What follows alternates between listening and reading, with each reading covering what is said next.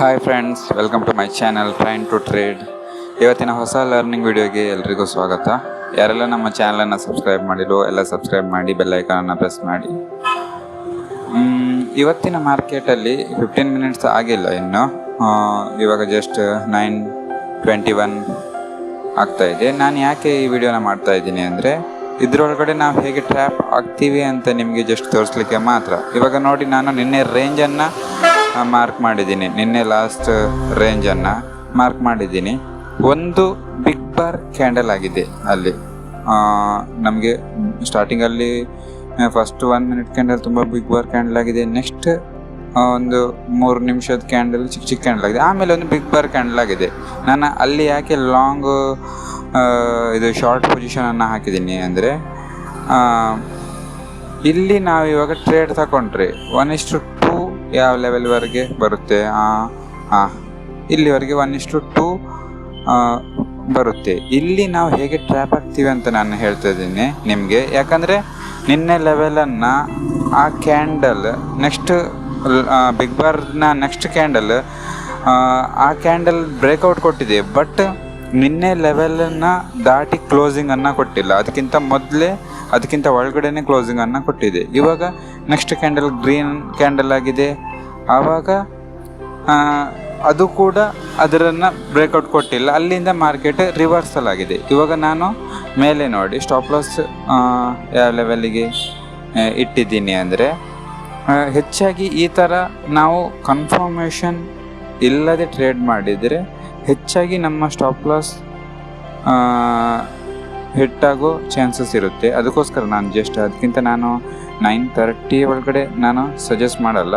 ಮಾಡೋದಾದರೆ ಮಾಡ್ಬೋದು. ನಾನು ಅದೇ ಹೇಳಿದೆ, 9:30 ಒಳಗಡೆ ಟ್ರೇಡ್ ಮಾಡಿದರೆ ದೊಡ್ಡ ಲಾಭನೂ ಆಗುತ್ತೆ, ದೊಡ್ಡ ಲಾಸು ಆಗುತ್ತೆ. ಎರಡದಕ್ಕೂ ರೆಡಿ ಇರೋರು ಟ್ರೇಡನ್ನು ಮಾಡ್ಬೋದು. ನಾನು ಯಾರಿಗೂ ಪರ್ಸ್ನಲ್ ಆಗಿ ಸಜೆಸ್ಟ್ ಮಾಡಲ್ಲ. ಇವಾಗ ನೋಡೋಣ ಮಾರ್ಕೆಟ್ ಏನಾಗುತ್ತೆ ಅಂತ. ಈ ಟ್ರೇಡಲ್ಲಿ ಹೆಚ್ಚು ಕಡಿಮೆ ನನಗನ್ಸಿರೋ ಪ್ರಕಾರ ಇದರಿಂದ ಮಾರ್ಕೆಟ್ ರಿವರ್ಸಲ್ ಆಗೋ ಚಾನ್ಸಸ್ ಇದೆ. ಯಾಕಂದರೆ ಮಾರ್ಕೆಟ್ ಫಾಲ್ ಆಗೋದಾದರೆ ಇಷ್ಟೊತ್ತಿಗೆ ಫಾಲ್ ಆಗಬೇಕಿತ್ತು. ಮಾರ್ಕೆಟ್ ಇವಾಗ ಅಲ್ಲಿ ಸ್ಟ್ರಗಲ್ ಮಾಡ್ತಾ ಇದೆ ಅಂದರೆ ಮಾರ್ಕೆಟ್ ಇಲ್ಲಿಂದ ರಿವರ್ಸಲ್ ಆಗೋ ಚಾನ್ಸಸ್ ತುಂಬ ಇದೆ. ನೋಡೋಣ, ಇದು ಸ್ಟಾಪ್ ಲಾಸ್ ಹಿಟ್ ಆಗುತ್ತಾ, ಟಾರ್ಗೆಟ್ ಹಿಟ್ ಆಗುತ್ತಾ ನೋಡೋಣ. ಇಲ್ಲಿ ನೋಡ್ಬೋದು ಮಾರ್ಕೆಟ್, ನೀವು ಸ್ಟಾಪ್ ಲಾಸನ್ನು ಹಿಟ್ ಆಗಿದೆ ಮಾರ್ಕೆಟ್.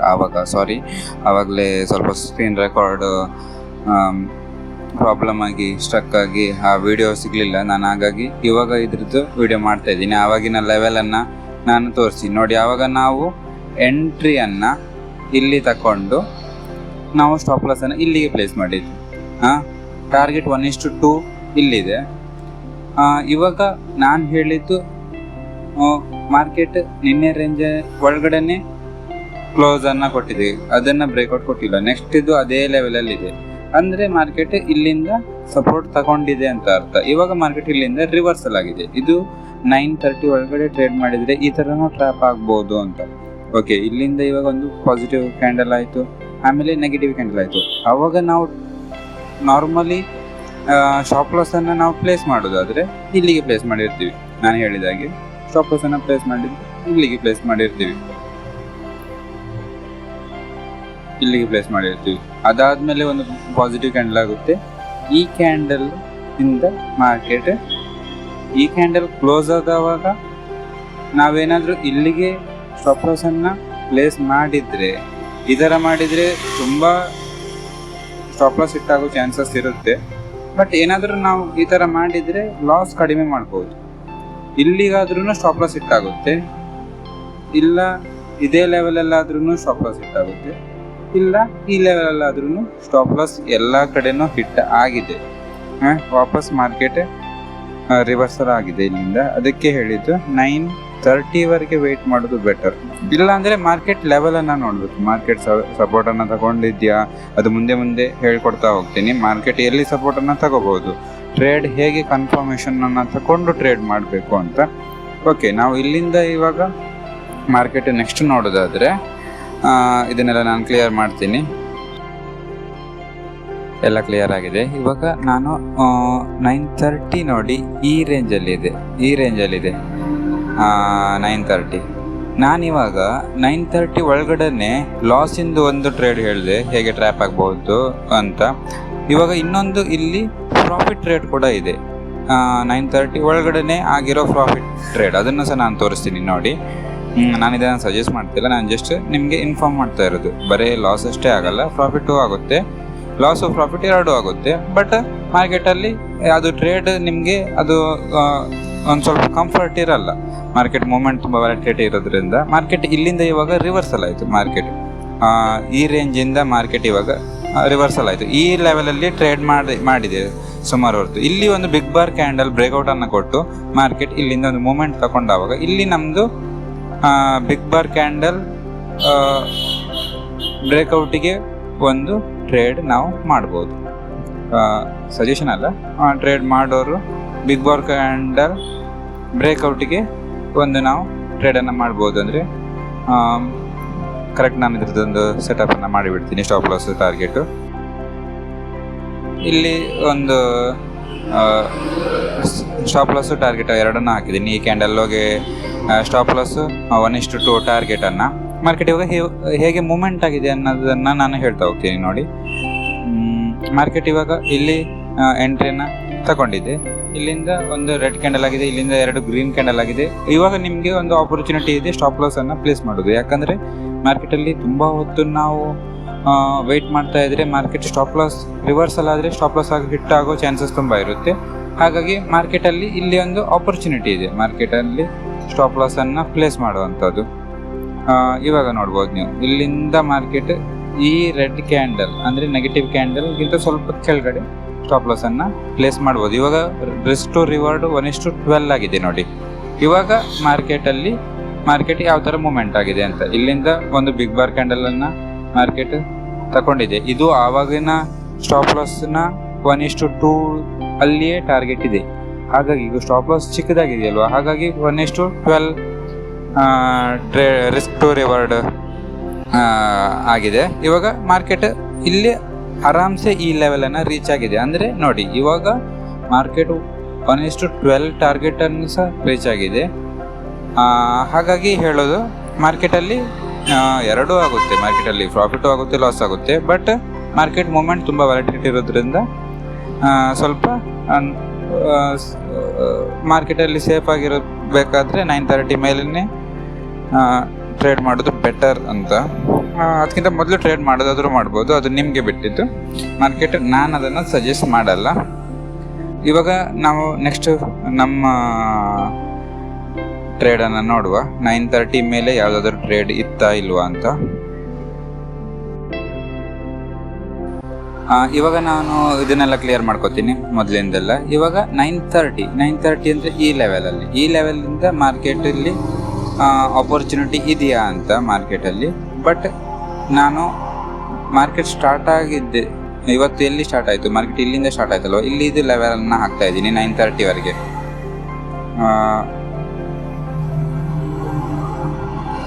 ಈ ಲೆವೆಲ್ ಮಾರ್ಕೆಟ್ ಈ ಲೆವೆಲಿಂದ ನಾವಿನ್ನು ಮಾರ್ಕ್ ಮಾಡ್ಕೊಂಡಿದ್ದೀನಿ. ಇಷ್ಟು ನೋಡೋಣ ಮಾರ್ಕೆಟ್ ಇಲ್ಲಿಂದ ಟ್ರೇಡ್ ಆಪರ್ಚುನಿಟಿ ಇದೆಯಾ ಅಂತ. ಇವಾಗ ನಾನು ಇವಾಗ ಫಸ್ಟ್ ಹಾಫನ್ನು ನೋಡಿದರೆ ಇಲ್ಲಿವರೆಗೂ ಮಾರ್ಕೆಟ್ ಇದೊಂದು ಫಸ್ಟ್ ಹಾಫ್ ಅಂತ ಹೇಳ್ತೀವಿ ನಾವು. 12ವರೆಗೆ, 12ಇಂದ ಸೆಕೆಂಡ್ ಹಾಫ್. ಇಲ್ಲಿವರೆಗೆ ನಾವು ಮಾರ್ಕೆಟನ್ನು ನೋಡಿದರೆ ಇವಾಗ 1 ಮಿನಿಟ್ ಬೇಡ, ಯಾಕಂದರೆ 1 ಮಿನಿಟಲ್ಲಿ ತುಂಬ ಟ್ರೇಡ್ ಸಿಗುತ್ತೆ. ಇಲ್ಲಿಂದ ನಾವು ಫಸ್ಟ್ ಸ್ಕ್ಯಾಲ್ಪಿಂಗ್ಗೆ ಮಾತ್ರ ನಾವು 1 ಮಿನಿಟನ್ನು ಯೂಸ್ ಮಾಡಬೇಕು, ಆಮೇಲೆ 5 ಮಿನಿಟ್ಸ್. ಅಲ್ಲಿಂದ ನಾವು ಆದಷ್ಟು ನಾವು 2 ಚಾರ್ಟನ್ನು ನೋಡಿ ಟ್ರೇಡ್ ಮಾಡಬೇಕು. ಒಂದು 5 ಮಿನಿಟ್ಸ್ 1 ಮಿನಿಟ್ಸ್ ಎರಡೂ. ಇವಾಗ ನಾನು 5 ಮಿನಿಟ್ಸ್ ಚಾರ್ಟನ್ನು ಹಾಕ್ತಾ ಇದ್ದೀನಿ. 5 ಮಿನಿಟ್ಸ್ ಚಾರ್ಟಲ್ಲಿ ಈ ಲೆವೆಲಲ್ಲಿ ಟ್ರೇಡ್ ಇತ್ತಾ ಅಂತ ನೋಡೋಣ. ಇವಾಗ ನಾನು ಈ ಲೆವೆಲ್ಗೊಂದು ಹಾರಿಜಾಂಟಲ್ ಲೈನನ್ನು ಹಾಕ್ತಾ ಇದ್ದೀನಿ. ಎಸ್, ಮಾರ್ಕೆಟಲ್ಲಿ ಎಲ್ಲಿ ಬ್ರೇಕ್ಔಟನ್ನು ಕೊಟ್ಟಿದೆ, ಮಾರ್ಕೆಟಲ್ಲಿ ಟ್ರೇಡ್ ಮಾಡ್ಬೋದಾ ಅನ್ನೋದನ್ನು ನಾನು ಹೇಳ್ತಾ ಇದ್ದೀನಿ. ಕರೆಕ್ಟಾಗಿ ನೀವು ಅಬ್ಸರ್ವ್ ಮಾಡಿ. ಇವಾಗ ಮಾರ್ಕೆಟ್ ಇಲ್ಲಿ ಬ್ರೇಕ್ಔಟನ್ನು ಕೊಟ್ಟಿದೆ, ಬಟ್ ಕ್ಲೋಸಿಂಗನ್ನು ಮಾರ್ಕೆಟ್ ಆ ಲೆವೆಲ್ಗಿಂತ ಕೆಳಗಡೆನೆ ಕೊಟ್ಟಿದೆ. ಹಾಗಾಗಿ ಇದು ಟ್ರೇಡಿಂಗ್ಗೆ ಉತ್ತಮ ಅಲ್ಲ. ಅದಕ್ಕೆ ನಾವೇನು ಮಾಡಬೇಕು ಅಂದರೆ ಮಾರ್ಕೆಟನ್ನು ಇವಾಗ ಈ ಲೆವೆಲನ್ನು ನಾವು ಇದರ ಹೈಗೆ ತರಬೇಕು. ಇವಾಗ ಇದರ ಮೇಲೆ ಕ್ಲೋಸಿಂಗನ್ನು ಕೊಟ್ಟರೆ ಯಾವುದಾದ್ರೂ ಕ್ಯಾಂಡಲ್, ಆಮೇಲೆ ಆ ಕ್ಯಾಂಡಲ್ ಹೈ ಬ್ರೇಕ್ಔಟ್ಗೆ ಟ್ರೇಡನ್ನು ಮಾಡ್ಬೋದು ಕರೆಕ್ಟಾಗಿ. ಮಾರ್ಕೆಟ್ ಇಲ್ಲಿ ಒಂದು ಈ ಥರ ಕ್ಲೋಸಿಂಗನ್ನು ಕೊಟ್ಟರೆ ಈ ಲೆವೆಲಲ್ಲಿ ನೀವು ನೋಡ್ಬೋದು, ಈ ಲೆವೆಲಲ್ಲಿ ಕ್ಲೋಸಿಂಗನ್ನು ಕೊಟ್ಟರೆ ಮಾರ್ಕೆಟ್ ಇವಾಗ ನೆಕ್ಸ್ಟ್ ಕ್ಯಾಂಡಲ್ ಈ ಲೆವೆಲನ್ನು ಕ್ರಾಸ್ ಮಾಡಿದರೆ ಆವಾಗ ನೀವು ಟ್ರೇಡನ್ನು ಮಾಡ್ಬೋದು. ಅದನ್ನು ಬಿಟ್ಟು ಬರೀ ಒಂದು ಕ್ಯಾಂಡಲ್ ಕ್ಲೋಸ್ ಕೊಡ್ತಾ ಇದ್ದಾಗೆ ನಾವು ಏನಾದರೂ ಟ್ರೇಡನ್ನು ಮಾಡಿದರೆ ಅದು ರಾಂಗ್ ಆಗ್ತದೆ. ಇವಾಗ ನಾನು ಇದ್ರ ಬಗ್ಗೆ ಹೇಳ್ತೀನಿ ನೋಡಿ. ಇಲ್ಲಿ ಇವಾಗ ಇದ್ರ ಲೆವೆಲ್ ಬಂದು ಇಲ್ಲಿಗೆ ಬಂತು. ನೆಕ್ಸ್ಟ್ ಕ್ಯಾಂಡಲ್ ಕೂಡ ಬ್ರೇಕ್ಔಟನ್ನು ಕೊಟ್ಟಿದೆ, ಬಟ್ ಕ್ಲೋಸಿಂಗನ್ನು ಕೆಳಗಡೆ ಕೊಟ್ಟಿದೆ. ಇವಾಗ ಈ ರೇಂಜ್ ಬಂದು ಇಲ್ಲಿಗೆ ಬರುತ್ತೆ. ನೆಕ್ಸ್ಟ್ ಕ್ಯಾಂಡಲ್ ನೋಡ್ಬೇಕು. ನೆಕ್ಸ್ಟ್ ಕ್ಯಾಂಡಲ್ ಈ ಕ್ಯಾಂಡಲ್ ನೋಡಿ ಬ್ರೇಕ್ಔಟನ್ನು ಕೊಟ್ಟಿದೆ, ಬಟ್ ಇಲ್ಲಿ ನಮಗೆ ಕ್ಲೋಸಿಂಗನ್ನು ಕೊಟ್ಟಿಲ್ಲ. ಹಾಗಾಗಿ ಅಗೈನ್ ಇದು ಸ್ಟಾಪ್ ಲಾಸ್ ಹಿಟ್ ಆಗೋ ಚಾನ್ಸಸ್ ಇರೋದೆ. ಇವಾಗ ನೋಡಿ ಎಲ್ಲ ಬ್ರೇಕ್ಔಟಿಗೂ ಟ್ರೇಡ್ ಮಾಡ್ತಾ ಹೋದರೆ ಎಷ್ಟು ಸ್ಟಾಪ್ ಲಾಸ್ ಹಿಟ್ ಆಗುತ್ತೆ. ಎಲ್ಲ ಬ್ರೇಕ್ಔಟಿಗೂ ಟ್ರೇಡ್ ಮಾಡೋ ಹಾಗಿಲ್ಲ. ಇನ್ನು ಈ ರೇಂಜ್ ಬ್ರೇಕ್ಔಟ್ಗೆ ಮಾತ್ರ ಟ್ರೇಡ್ ಮಾಡಬೇಕು. ಅದಕ್ಕಿಂತ ಮೊದಲು ಯಾವುದೇ ಕಾರಣಕ್ಕೂ ನಾವು ಟ್ರೇಡ್ ಮಾಡೋ ಹಾಗಿಲ್ಲ. ಇವಾಗ ಇದಾಯ್ತಲ್ಲ, ಜಸ್ಟ್ ಒಂದು ನಿಫ್ಟಿ 50ದ್ದು ನೋಡಿಬಿಡೋಣ ಮಾರ್ಕೆಟ್ ಹೇಗಿತ್ತು ಅಂತ. ಓಕೆ, ನಿಫ್ಟಿ 50 5 ಮಿನಿಟ್ಸ್ಗೆ ಹಾಕೋತೀನಿ ನಾನು. ಓಕೆ, ಮಾರ್ಕೆಟ್ ಫಸ್ಟ್ 15 ಮಿನಿಟ್ಸ್ ರೇಂಜನ್ನು ನಾನು ಮಾರ್ಕ್ ಮಾಡ್ತೀನಿ. ಫಸ್ಟ್ 15 ಮಿನಿಟ್ಸ್ ರೇಂಜ್ ಬಂದು ಇಲ್ಲಿ ಮತ್ತು ಇಲ್ಲಿ. ಓಕೆ, ಫಸ್ಟ್ 15 ಮಿನಿಟ್ಸ್ ರೇಂಜ್ ಈ ಲೆವೆಲಲ್ಲಿ ನಾವು ನೋಡ್ತಾ ಹೋದರೆ ಮಾರ್ಕೆಟ್ ಎಲ್ಲಿಯಾದರೂ ಆಪರ್ಚುನಿಟಿ ಇತ್ತ ಅಂತ.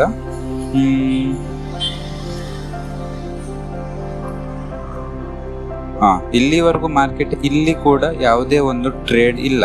ಇಲ್ಲಿ ನೀವು ನೋಡ್ಬೋದು ಮಾರ್ಕೆಟ್ ಇಲ್ಲಿ ಕ್ಲೋಸಿಂಗನ್ನು ಮಾರ್ಕೆಟ್ ಆ ರೇಂಜ್ಗಿಂತ ಹೊರಗಡೆ ಕೊಟ್ಟಿದೆ.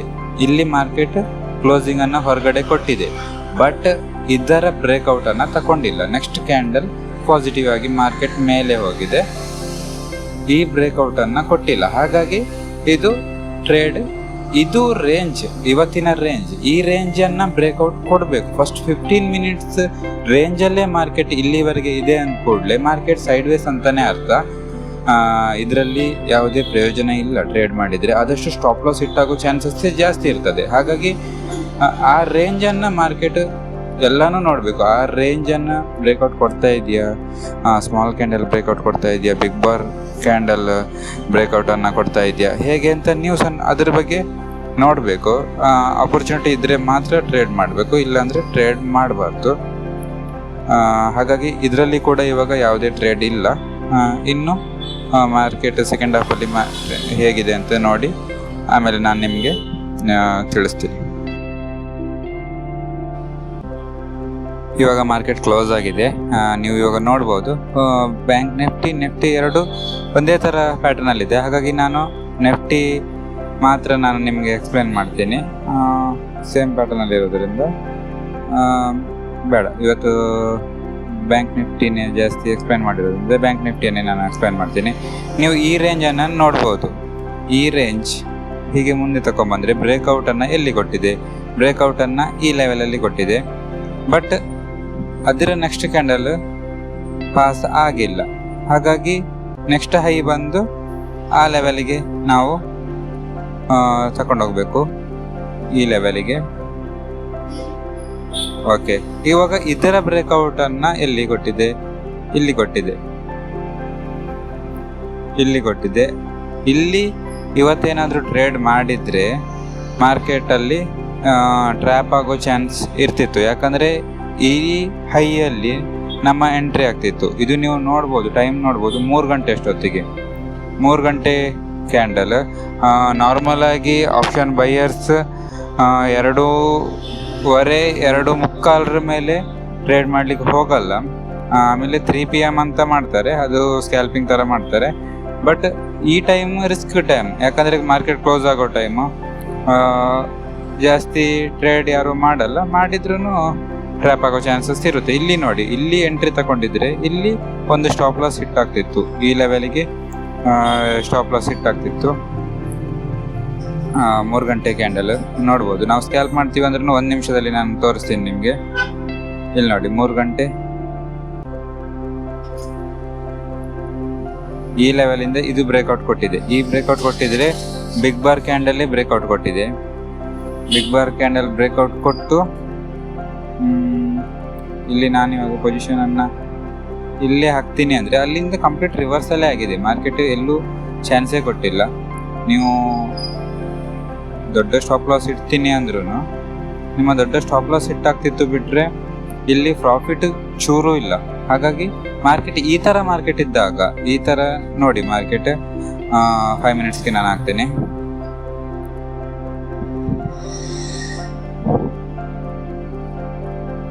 ಈ ಥರ ಮಾರ್ಕೆಟ್ ಇದ್ದಾಗ ಮಾರ್ಕೆಟಲ್ಲಿ ಟ್ರೇಡ್ ಮಾಡದೆ ಸುಮ್ಮನೆ ಇರೋದೇ ಬೆಟರ್. ಯಾಕಂದರೆ ಮಾರ್ಕೆಟ್ ಕಂಪ್ಲೀಟ್ ಸೈಡ್ ವೇಸಲ್ಲೇ ಇದೆ, ಚಿಕ್ಕ ಮೂಮೆಂಟ್ ಕೊಟ್ಟಿದೆ, ಅಲ್ಲಿಂದ ವಾಪಸ್ ಮಾರ್ಕೆಟ್ ನೆಗೆಟಿವ್ ಸೈಡ್ಗೆ ಮೂಮೆಂಟನ್ನು ತಗೊಂಡಿದೆ. ಹಾಗಾಗಿ ಈ ಥರ ಮಾರ್ಕೆಟ್ ಇರುವಾಗ ಆಪ್ಷನ್ ಬೈಯರ್ಸ್ ಟ್ರೇಡನ್ನು ಮಾಡದೆ ಸುಮ್ಮನೆ ಇರೋದೇ ಬೆಟರು. ನೋಡಿ, ಇದು ಇವತ್ತಿಂದು ಮಾರ್ಕೆಟ್ ಬಗ್ಗೆ ಇನ್ನೂ ಹಲವಾರು ವಿಷಯಗಳನ್ನು ನಾನು ತಿಳಿಸ್ತಾ ಹೋಗ್ತೀನಿ. ಚಾನಲನ್ನು ಸಬ್ಸ್ಕ್ರೈಬ್ ಮಾಡಿ, ಶೇರ್ ಮಾಡಿ. ಹಾಗೆ ಮುಂದಿನ ವಿಡಿಯೋದಲ್ಲಿ ಭೇಟಿ ಆಗ್ತೀನಿ. ಧನ್ಯವಾದ.